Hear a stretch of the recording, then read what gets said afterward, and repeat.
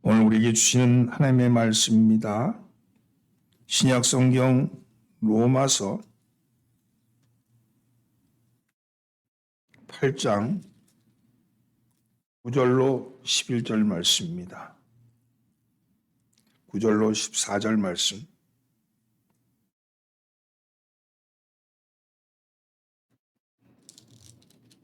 한 목소리로 봉독합니다. 만일 너희 속에 하나님의 영이 거하시면 너희가 육신에 있지 아니하고 영에 있나니 누구든지 그리스도의 영이 없으면 그리스도의 사람이 아니라. 또 그리스도께서 너희 안에 계시면 몸은 죄로 말미암아 죽은 것이나 영은 의로 말미암아 살아있는 것이라. 예수를 죽은 자 가운데서 살리신 이의 영이 너희 안에 거하시면 그래서 예수를 죽은 자 가운데서 살리신 이가 너희 안에 거하시는 그 영으로 말미암아 너희 죽을 몸도 살리시리라. 그러므로 형제들아 우리가 빚진 자로 돼 육신에 져서 육신대로 살 것이 아니니라. 너희가 육신대로 살면 반드시 죽을 것이로되 영으로서 몸의 행실을 죽이면 살리니 무릇 하나님의 영으로 인도함을 받은 사람은 곧 하나님의 아들이니라. 아멘. 할렐루야. 오늘도 예배에 참여하신 여러분들을 환영합니다. 오늘도 말씀을 함께 나누고자 이렇게 이 아침, 이 새벽, 이 추운 아침을 뚫고 나온 여러분들의 발걸음이 복된 발걸음 되기를 바랍니다. 인사하시죠. 잘 나오셨습니다. 앞뒤로 인사하면서 은혜 받읍시다. 오늘은 영에 속한 사람이라는 말씀을 가지고 함께 은혜를 나눠보고자 합니다. 여러분은 어떤 기준으로 그리스도인 혹은 또 하나님의 자녀라고 말을 하는 것일까 하는 거죠. 어떤 기준으로 여러분들은 그리스도인 또 하나님의 자녀 이렇게 말을 할 수 있는 것일까요? 매우 다양한 논리를 전개할 수 있을 겁니다. 중요한 것은 교회에 다닌다고 하나님의 자녀는 아니라는 사실입니다. 교회라고 다 같은 교회가 아니고 목사라고 다 같은 목사가 아니지 않습니까? 초대교회는 복음의 순수함과 지도자의 소명의식이 아주 확실한 모습을 성경에서 볼 수 있지만 그 뒤에 교회의 역사를 바라보면 수많은 문제점이 나타나게 되는데 같은 성경을 놓고도 여러 가지 신앙의 해석을 달리하여서 그리고 주장을 달리해서 여러 교파가 생기고 또 서로 갈라지고 또 작은 문제를 가지고 화합하지 못하고 서로 찢어지는 경우도 많이 있는 것을 볼 수 있습니다. 교회에 나와서 신자가 되고 지도자가 되었지만 구원이 보장되려고 그러면 성경적으로나 혹은 신앙적으로 뭔가 객관성이 있어야 되지 않겠습니까? 그렇지 않으면 유사구원, 즉 구원을 받지 못했음에도 불구하고 구원받은 것으로 착각할 수 있기 때문입니다. 성경에는 그런 예가 많이 나옵니다. 때문에 말씀을 통해서 자신의 정체성을 자주 확인할 필요가 있습니다. 우리가 거울을 보면서 내가 얼굴에 뭐 묻은 것은 없는가, 내가 어디 잘못된 것은 없는가 진찰을 하면서 몸에 잘못된 것은 없는가 그렇게 진찰을 하잖아요. 마찬가지로 우리의 정체성도 자주 확인해 봐야 합니다. 나는 구원 백성에 속해 있는가? 나는 구원받은 자인가? 이거에 대해서 날마다 자기 확증을 가져야 합니다. 결론적으로 말하면 그리스도 예수 안에 있는 사람이 하나님의 자녀입니다. 그리스도 예수 안에 있다는 것은 무엇을 말하느냐? 성령의 내주하심과 인도하심 안에 있다는 것을 말합니다. 9절 말씀에 보면 만일 너희 속에 하나님의 영이 거하시면 너희가 육신에 있지 아니하고 영에 있나니 누구든지 그리스도의 영이 없으면 그리스도의 사람이 아니니라. 이렇게 말씀하잖아요. 만일 너희 속에 하나님의 영이 거하시면 너희에게 육신에 있지 아니하고 영에 있나니 누구든지 그리스도의 영이 없으면 그리스도의 사람이 아니니라. 곧 영에 속한 사람이죠. 8장에 읽다 보면 그리스도의 영 혹은 생명의 영 혹은 성령 이런 표현이 나와 있는데 이것을 모두 대표하는 말로 삼위일체적으로 얘기하면 하나님의 영입니다. 하나님의 영. 성령, 또 예수의 영, 혹은 하나님의 영, 이걸 다 포함해서 삼위일체적으로 하나님의 영을 얘기합니다. 여기서 육신과 영이라는 표현이 나오는데, 육신은 육체와 정신으로 육체와 정신을 의미하는 건데, 이것은 보이는 그 세상과 겉사람, 접촉하는 겉사람입니다. 육신 혹은 육체와 정신, 이것은 하나님과 접촉하는 게 아니고 보이는 세상과 우리 겉사람을 얘기하죠. 우리의 육신이죠. 반면에 영은 보이지 않는 하나님과 접촉하는 속사람을 의미합니다. 본래 인간은 영, 육, 혼, 이 세 개가 하나님께 온전히 만났는데, 이 하나님의 뜻을 깨닫는 영의 지시를 받도록 그래서 창조되었습니다. 그래서 우리의 몸은 영에 의해서 정신이 지배되고 정신에 의해서 육신이 지배되는 것으로 그렇게 창조된 거예요, 본래는. 근데 뱀의 유혹에 넘어간 인간은 먹음직도 하고 보암직도 하고 지혜로울 만큼 탐스럽기도 한 그것을 범으로 인해서, 그래서 그것에 현혹되어서 보이지 않는 영의 지시를 따르지 않는 거죠. 지금 눈에 보이는 것을 따름으로 인해서 눈에 보이지 않는 것을 따르지 않게 되었다는 거죠. 그래서 인간은 영은 있지만 몸에서 죽은 것 같이 되어버렸고 정신과 육신을 가지고 살아가는 존재가 되고 말았습니다. 실제로 영은 하나님의 지시를 받지 않으므로 하나님과 교통하지 못함으로 죽은 것 같이 되어버린 것이죠. 이러한 우리를 살리시기 위해서 보이지 않는 하나님이 보이는 하나님으로 오신 겁니다. 그리고 불순종으로 말미암아 온 죄를 사하기 위해서 순종의 제물이 되신 겁니다. 이제 누구든지 대속하신 그분, 내 죄를 대속한 순종의 제물이 되신 그분을 나의 구주로 고백하고 믿기만 하면 잠자던 영이 살아나고, 잠자던 영이 살아남으로 인해서 하나님의 영의 인도함을 받게 되는 것이죠. 그것이 로마서 8장 14절의 말씀입니다. 무릇 하나님의 영으로 인도함을 받은 사람은 곧 하나님의 아들이라. 이렇게 말씀합니다. 영이 살아나야지 하나님의 아들이 된다는 겁니다. 자, 그러면 영에 속한 사람이 되는 거죠. 영에 속한 사람이 되는 것은 어떤 사람이 영에 속해 있는가 하는 겁니다. 첫째는요, 그리스도의 죽음과 부활을 믿음으로 영이 살아난 사람입니다. 영이 살아난 사람입니다. 11절 말씀을 함께 봉독하겠습니다. 예수를 죽은 자 가운데서 살리신 이의 영이 너희 안에 거하시면 그리스도 예수를 죽은 자 가운데서 살리신 이가 너희 안에 거하시는 그 영으로 말미암아 너희 죽을 몸도 살리리라. 그렇습니다. 예수를 나의 구세주로 믿는 것이, 예수의 죽음이 바로 나의 죽음이로, 곧 내 육신의 죽음으로 예수의 부활이 내 영의 부활로 믿는 거예요. 예수의 죽음이 곧 나의 죽음이었다. 그리고 그 반면에 예수님의 부활이 곧 나의 부활이다. 그것을 믿는 거죠. 그래서 예수를 믿으면 죽었던 영이 살아나게 되는 겁니다. 따라서 이제까지 육신의 생각으로 따라 판단하고 정죄해왔던 우리가 영의 생각에 따라 살아가게 된다는 거예요. 영의 지배를 받는 거죠. 그전에는 육체의 지배를 받았어요. 육체가 원하는 것을 정신도 따라한 거예요. 그리고 정신이 영으로 나가야 되는데 영으로 가는 정신이 아니라 정신에서 끝나고 거기서 판단하고 거기서 다시 육신을 해서 나가고, 그래서 이중구조, 육체와 그리고 정신의 이중구조로 살아왔던 우리가 영이 살아남으로 인해서 영에 의해서 지배를 받게 되는 거죠. 그래서 영이 정신을 지배하고 정신이 육신을 지배하고, 그래서 그런 선구조가 이루어지게 되었다는 겁니다. 다시 살아난 영은, 이 성은 하나님의 영의 인도함을 받습니다.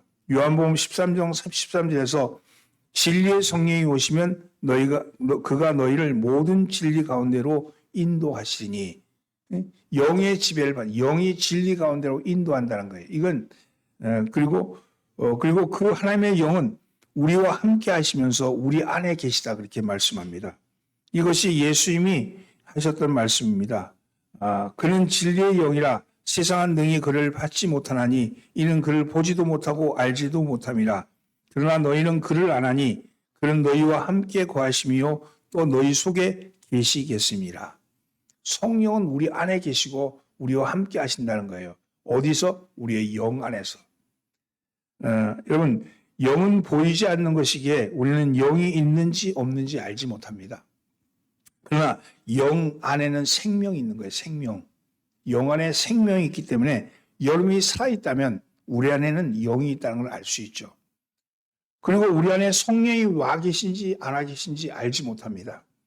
그러나 여러분의 정신이 영감을 얻고 감동을 얻거나 영감을 얻고 주의 음성이, 주의 말씀이 믿어지게 된다면 그러면 성령의 인도하심을 받고 있는 겁니다. 오늘 설교를 들으면서 그래 맞아. 그 맞아. 이렇게 아멘 아멘 그렇게 마음에 믿어지면 마음으로 믿어 의에 이른다 그랬잖아요. 입으로 신하여 구원에 이른다 그랬죠. 그러니까 마음으로 믿어지는 사람에게는 성령이 와 계시는 거예요.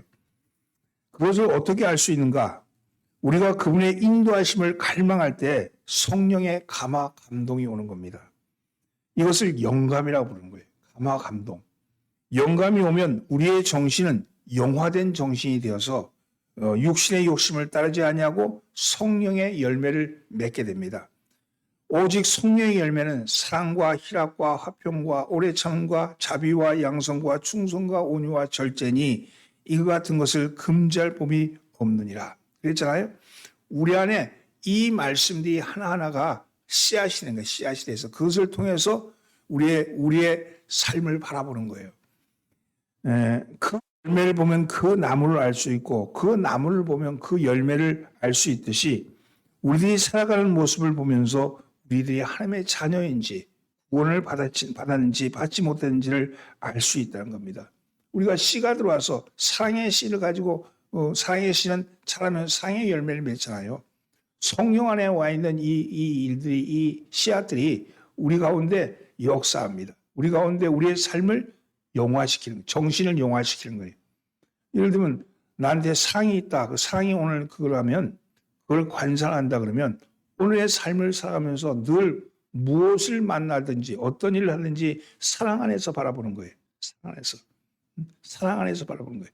오늘 사람을 만날 때도 만나는 사람과 대화하는 중에 말다툼이 생기고 화가 나는데 성령의 씨가 사랑의 씨가 있다면 그때 내가 참 사랑이지 이렇게 깨닫게 되고 그래서 그 관계를 사랑의 관계를 회복시키는 거죠.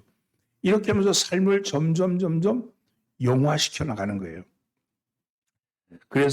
그런데 우리가 여전히 육이 있는지라 육의 습관이 관성이 남아 있는지라 그 온전하게 살지 못할 때 성령님이 우리를 인도하신다고 분명히 말씀합니다. 로마서 8장 26절에 이와 같이 성령도 너희의 연약함을 도우시나니 우리는 마땅히 기도할 바를 알지 못하나 오직 성령이 말할 수 없는 탄식으로 우리를 위하여 친히 간구하시느니라. 그렇습니다. 우리가 무엇을 해야 할지 알지 못할 때도 성령님이 도우셔서 우리에게 그리하라고 그렇게 간구하신다는 겁니다. 그리고 우리 안에 와 계신 성령이 친히 우리 영과 더불어 우리가 하나님의 자녀인 것을 증언하신다고 말씀합니다.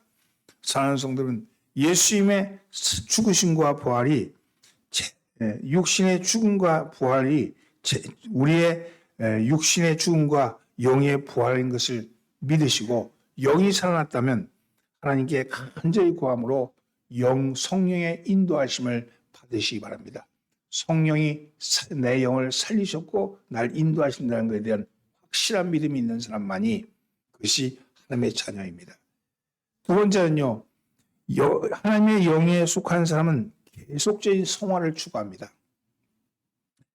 후에 한국 교회사에 보면 여러 신비주의적인 이단이 판을 쳤습니다. 특히 한국의 샤머니즘과 신비적인 정서에 걸맞은 입담 좋은 교주들에게 현혹되어서 영육간의 피해를 본 사람이 많이 있고 아직도 그러한 형태의 집단들이 종교사회를 어지럽게 하고 있습니다.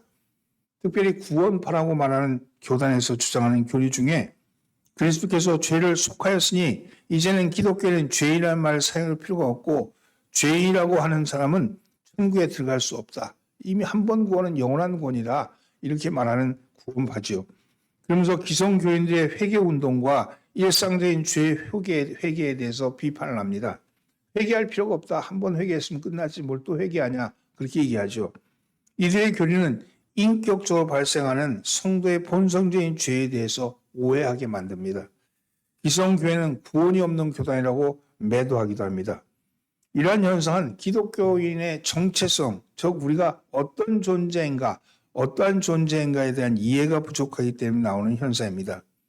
성경은 우리가 예수 안에서 예수의 구원을 받은 자로서 칭의를 받은 자, 의롭다고 칭함을 받은 자라고 분명히 말씀합니다. 그런데 칭의를 받았다는 것은 우리가 육신으로부터 완전히 구원받았다는 것은 아니라는 거죠. 인격의 완전함을 이루는 죽는 날까지도 우리는 죄에서 벗어난 상태라고 말할 수 없습니다. 12절과 13절 말씀을 함께 봉독합니다. 그러므로 형제들아 우리가 빚진 자로 돼 육신에게 져서 육신대로 살 것이 아니니라. 우리가 육신대로 살면 반드시 죽을 것이로되 영으로서 몸의 행실을 죽이면 살리니. 여기 볼 수 있는 것이 육신대로 살 가능성이 있다는 거예요. 육신대로 살면 죽으리니 그랬으니까 영으로 몸의 행실을 죽이라고 그렇게 말하잖아요. 이것은 구원받는 우리지만 우리가 살면서 육신에서 죄의 유혹에 빠진 일을 경험할 수 있다는 겁니다. 그래서 바울은 로마서 7장에 보면 중생하는 자로서 영에 속한 사람이라 할지라도 죄와의 갈등에서 괴로운 존재인 것을 피하려 하고 있습니다. 그래서 날마다 본성적인 자아를 죽인다고 그렇게 고백하는 거예요. 고린도전서 15장 31절에 보면 형제들아 내가 그리스도 예수 우리 주 안에서 가진 바 너에게 대한 나의 자랑을 두고 단언하노니 나는 날마다 죽노라. 자기를 죽인다는 거 아니겠어요? 이 죽인다는 게 뭐겠습니까? 육신을 죽이는 거예요. 육신. 우리는 영의 구원을 받았으니 그 영을 통해서 정신과 육신의 계속적인 영향을 받는다는 거죠. 우리는 영의 구원을 받았으나 그 영을 통해서 정신과 육신의 계속적인 영향을 받아야 한다는 겁니다. 완전히 그런 게 아니라 정신과 육신이 여전히 영에게도 영향을 미친다는 거예요. 그러기 위해서 죄에 물든 육신과 정신의 판단을 죽여야 합니다. 본성에 의한 판단, 곧 육신이며 육신이 정신을 지배하고 정신에 의해 판단하며 살았던 우리의 삶이 정신이 영을 따르고 영화된 정신에 의해서 육신이 따르는 영성의 삶을 살아야 합니다. 무슨 얘기냐면 우리의 영이 성령에서 감화가 되잖아요. 그러면 성령의 감화가 되면 우리 안에 우리 속에 영감이 들어오고 정신에 영감이 들어오고 영감이 들어온 정신은 영화가 되는 거예요. 영에 의해서 지배받는 정신이 영화된 정신이죠. 영화된 정신이 되면 아까 성령의 9가지 열매 씨앗이 뿌려진 것처럼 그것들이 우리의 모든 정신을 지배하게 되는 거예요. 그러니까 그러면 사랑이 지배하게 되면 이전까지는 내가 내 욕심, 내 이익을 위해서 살았던 것이 사랑이 지배하게 되면 그 욕심과 자기 탐욕을 죽여야 되는 거죠. 죽임으로 인해서 우리의 속에 영화된 정신이 성령의 열매를 맺어가야 되는 거예요. 그러면 그렇게 되면 우리 안에 뭐가 생기냐면 기쁨이 생기는 기쁨의 열매가 생기죠. 기쁨이 생기면 그 기쁨으로 인해서 우리의 육신도 기뻐하게 되는 거예요. 우리의 육신이 모든 세포들이 기쁨의 세포가 변하는 거예요.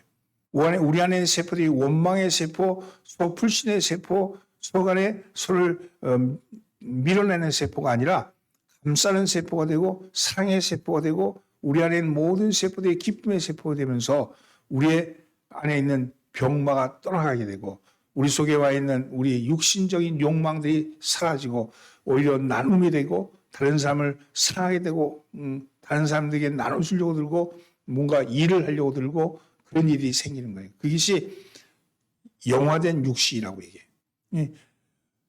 영이 육신을 지배하지는 않아요. 영이 직접적으로 육신을 지배하지 않고 육을 지배하지 않고 영은 언제나 정신을 지배하는 거예요. 정신이 지배되면 그 정신이 육신을 지배하는 거예요. 그래서 영화된 육신을 생체라고 그래요. 생체. 살아있는, living body. 살아있는 몸이라는 거예요. 죽은 몸이 아니라 살아있는 몸이 되는 거죠. 그럼 우리는 죽을 몸이잖아요. 죽을 몸. 끊임없이 죽는 몸인데 이 죽을 몸이 산 몸이 되는 거예요. 그것이 바로 성령에 의해서 이루어진다는 겁니다. 그래서 우리는 날마다 우리가 그전에 살았던 육신적 삶, 탐욕의 삶을 회개해야 합니다. 회개한다는 것은 이제껏 육신에 살았던 관성을 돌이킨다는 거예요. 그리고 영에 의한 다스림, 성령의 영감을 받기 위해서 매 순간 하나님의 긍휼하심을 갈망해야 합니다. 하나님 오늘도 우리의 삶을 주님 주장해 주세요. 아침에 일어났는데 아침에 세상이 황홀해 보여. 황홀해 보이는 세상에 보면서 하나님 감사합니다. 이런 좋은 세상 주셨으니 감사합니다. 그러잖아요. 그러면서 오늘도 주님 저에게 어떤 모습으로 어떤 선물을 주실지 제가 갈망합니다. 주님 어떤 선물을 주실지 어떤 사람을 만날든지 그 사람이 복된 삶인 것을 믿습니다. 오늘 만나는 일들이 복 있는 일이 되는 것을 믿습니다. 그게 갈망이에요. 그래서 내가 살아가는 모든 삶의 자리마다 갈망이 있는 거예요. 갈망. 아침에 일어나서 사람 만날 때 주님 저 사람 만날 시간이 가까운데 저 사람에게 하나님 복을 주십시오. 하나님 저 사람에게 좋은 일이 생기게 주십시오. 이렇게 갈망하면 그 사람과의 관계가 온전해지지 않겠어요? 이게 갈망입니다. 그러면 그 갈망을 통해서 우리의 정신이 영화가 되는 거예요. 그것은 하나님이 영감을 주시기 때문에 그런 거죠.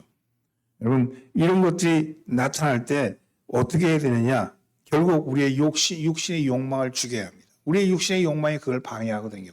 우리의 욕심이 나만 잘 살게 되고 나에게 이익을 바라는 것에서 내 이익이 아니라 내 이익이 아니라 상대의 이익을 하기 위해서 내 욕망을 죽여야 되잖아요.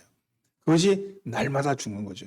그래서 아무리 악한 사람을 만난다 할지라도 그를 향해서 저에게 저주하지 아니하고 미워하지 아니하고 그리스도의 사랑으로 사랑할 수 있게 해달라고 갈망해 보세요. 주님 저를 사랑할 수 있게 해주세요. 미워하지 않게 해주세요. 이게 갈망이거든요. 이런 갈망의 기도를 드림으로 날마다 우리가 성화되어 가는 거예요.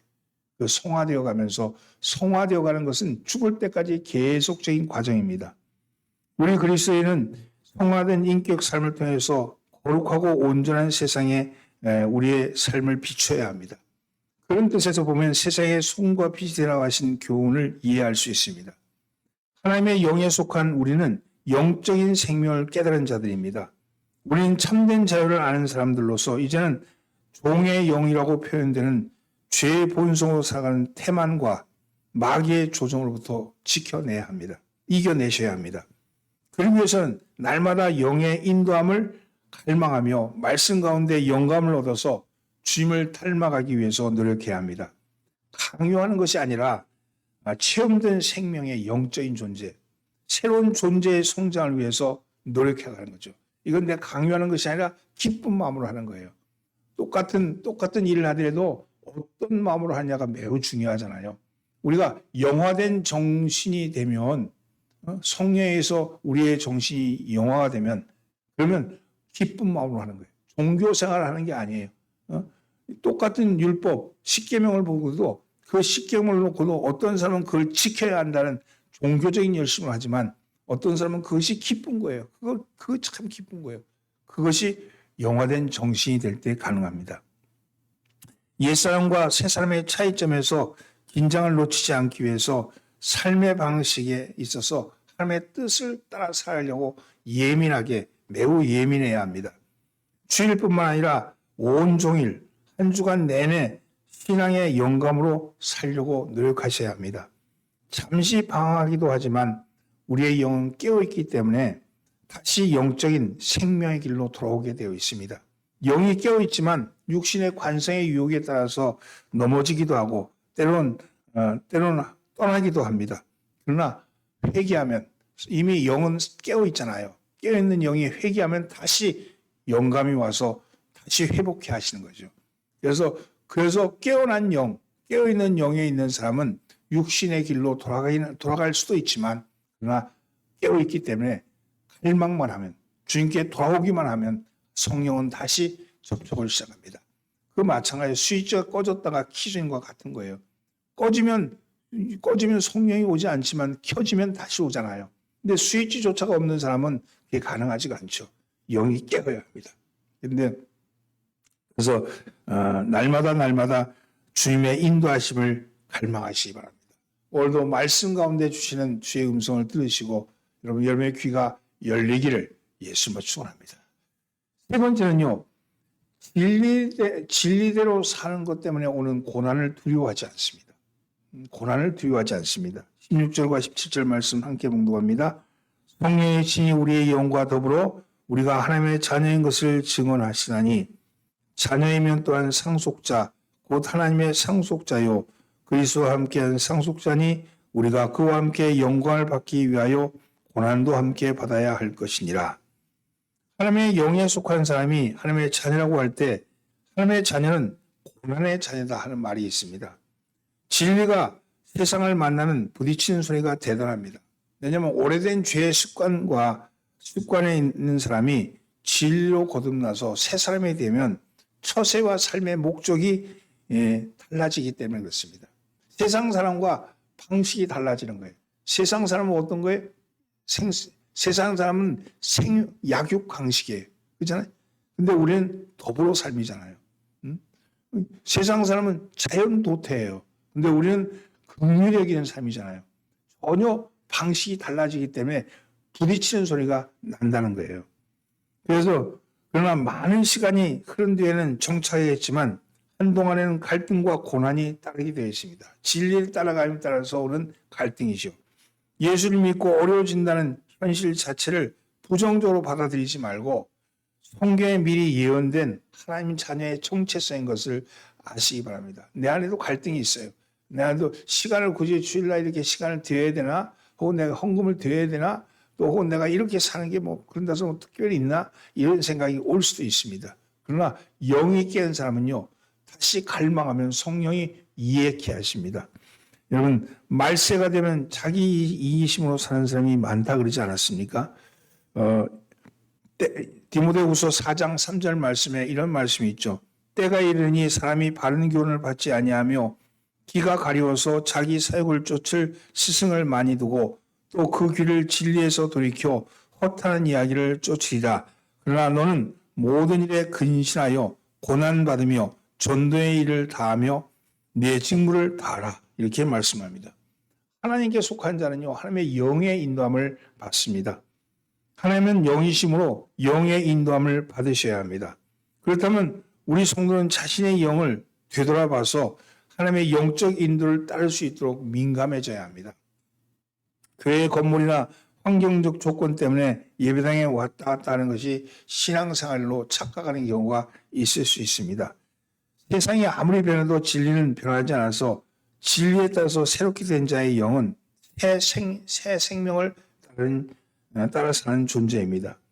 전에는 단순히 세상적 경험과 처세와 통계로 따라 살다가 이제는 그리스도의 사활에 맞추어서 인생관을 설정해서 살아가게 되어 있다는 겁니다. 사업을 잘하던 집사님이 계셨어요. 근데 어느 날 건강검진을 갔는데 폐암 말기라는 진단을 받았습니다. 놀란 것은 물론 집사님도 놀랐지만 이 소식을 들은 가족들이 더 많이 놀랐어요. 집사님의 자녀들이 하나님을 원망하기 시작합니다. 어떻게 우리 아버지에게 이런 일이 생기나? 우리 집에 어떻게 이런 일이 날 수가 있어? 우리가 신앙생활 얼마나 잘했는데 왜 이런 일이 우리에게 생겨? 이렇게 하면서 원망하기 시작합니다. 그러면서 자녀들이 마침내 더 이상 믿음 생활을 하지 않겠다. 그렇게 분노했습니다. 이 말을 전해들은 담임 목사님이 병원으로 집사님을 신방했습니다. 담임 목사님은 위로의 예배를 잘 드리고 나서는 집사님께 권면을 했습니다. 집사님, 어차피 모든 사람은 세상을 떠나게 되어 있습니다. 집사님이 세상을 떠날 때 유언으로 빠뜨리지 말아야 할 한 말씀이 꼭 있습니다. 자녀들에게 얘들아, 결국 이 암으로 아빠가 세상을 떠날지라도 그러나 하나님을 믿는 일은 참 값진 일이란다. 내가 하나님이라도 찾았으니 이런 때, 아니 다가오는 죽음의 순간에도 평안히 잠잘 수 있는 거다. 아무리 큰 소리 쳐도 인생이란 결국 사망의 음침한 골짜기를 걸어가는 거란다. 내가 빨리 왔을 뿐이고 먼저 갈 뿐이니 그러니 너희도 예수를 잘 믿어라. 이렇게 유언을 좀 해주십시오. 이렇게 얘기를 했답니다. 그리고 나서 그렇게 해야 할 이유를 설명해 주는데 만약 집사님이 좋으실 때 잘 믿다가 이런 일이 있을 때 하나님을 원망하고 떠나면 자녀들도 원망하고 세상을 망쳐버리고 말 겁니다. 잘 나갈 때 믿다가 안 나가면 잘 안 되면 안 믿어지면 자녀들이 그걸 본받지 않겠습니까? 그렇게 어렵게 얘기를 했는데 그 집사님이 다행히 아멘 아멘 하면서 응답했답니다. 그리고 그날 밤 그 집사님은 정말 자녀들에게 했습니다. 그리고 집사님은 다음날 신방원 담임 목사님에게 이렇게 고백했습니다. 다가오는 죽음의 순간을 맞이하려고 하니까 마치 칠 같은 어둠을 혼자 걸어가는 것 같았는데 주님이 붙잡고 함께 걷는다 싶으니 마음이 정말로 편안한지 정말 지난밤엔 잠을 잘 잤습니다. 어제 목사님께서 해주신 말씀이 자녀들에게만이 아니라 제 자신에게도 너무도 큰 힘이 되었습니다. 주님이 함께 하신다 하는 말씀이 큰 힘이 되었습니다. 그리고 얼마 후에 그 집사님은 교우들과 가족이 찬송하는 중에 하나님의 부르심을 받았다고 합니다. 그 후에 자녀들은 물론 신앙생활을 잘 하고 있다 그래요. 살다 보면요 예기치 못한 불행이 불청객처럼 찾아옵니다. 인생을 살아가면서 어찌할 수 없는 이 불행이라는 친구를 만나게 되죠. 또 아무리 조심해도 치명적인 실수를 범하기도 하고 치밀한 계획을 세워놨다 할지라도 어처구니 없는 일로 말미암아 물거품이 되기도 합니다. 그럴 때 찾아가서 도움을 요청할 친구가 있다면 얼마나 좋습니까? 그 친구가 여러분에게 있습니다. 그분이 바로 예수 그리스도입니다. 죄짐 맡은 우리 구주 어찌 좋은 친구인지 우리는 찬양하지 않습니까? 마찬가지로 우리가 그분이 나의 친구 되심 그걸 인정한다면 여러분 환난이나 어려움이 도리어 나에게 믿음의 신앙에 더 빠른 지름길이 되기도 하고 그것이 축복의 씨앗이 되기도 합니다. 원망하고 불평하고 한숨 쉬고 누굴 탓하고 그러면 여러분 그것은 육화된 정신이 영을 누르게 되는 것이죠. 여러분 고린도 후서 13장 5절을 보면 너희가 믿음이 있는가 너희 자신을 시험하고 너희 자신을 확증하라. 예수 그리스도께서 너희 안에 계신 줄을 너희가 스스로 알지 못하느냐. 그렇지 않으면 너희는 버리운 자니라. 이렇게 말합니다. 사랑하는 성도 여러분, 영에 속한 사람은 자신이 영에 속했는가 속하지 않는가를 날마다 확인해 봐야 합니다. 육화된 정신, 끊임없이 욕망에 가득 차 있는 정신으로 세상을 보면서 판단하고 비관하고 탓하고 원망하고 이렇게 살면 여러분의 영은 숨쉬지 못하는 거예요. 숨쉬지 못하는 거예요. 그러나 여러분들이 어떤 일을 만나든지 간에 주님 앞에 갈망하면서 저 사람에게 잘 되게 해주세요. 저 일이 잘 풀리게 해주세요. 저 사람에게 긍휼함을 주세요. 영을 해서 성령을 해서 갈급할 때 하나님이 우리의 영은 성령에서 열려 있고 성령 그 위에 은혜를 부어주시는 것이죠. 고린도전서 2장 14절 보면 육에 속한 사람은 하나님의 성령의 일을 받지 아니하나니 저에게는 미련하게 보이며 또 깨닫지도 못하나니 이런 영적으로야 분별하느니라. 신령한 자는 모든 것을 판단하나 자기는 아무에게도 판단받지 아니하니라. 이렇게 말합니다. 사랑하는 성도는 우리는 신령한 성도로서 세상이 알지 못하는 영의 다스림을 받는 사람입니다. 볼 때는 다 똑같아 보여도 우리는 성령의 다스림을 받는 존재입니다. 매 순간 영에 민감하십시오. 말씀을 통해서 영감을 주십니다.